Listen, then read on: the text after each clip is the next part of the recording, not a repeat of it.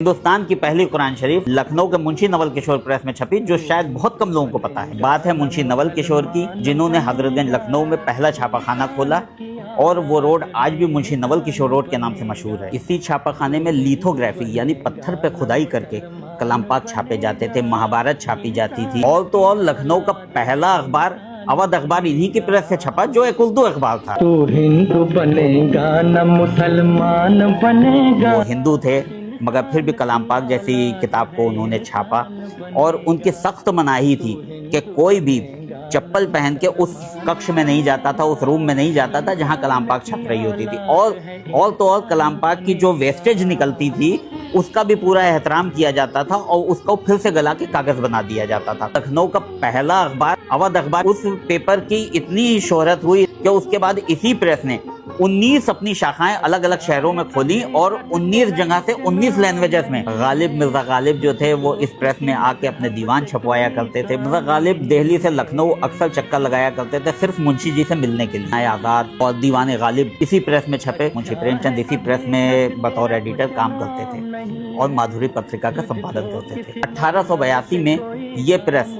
Paris के alpine press के बाद दूसरा सबसे बड़ा प्रेस माना जाता था। उन्होंने लखनऊ के निशादगंज में पेपर मिल संग बुनियाद डाली, जो आज भी वो एरिया पेपर मिल कॉलोनी के नाम से मशहूर है।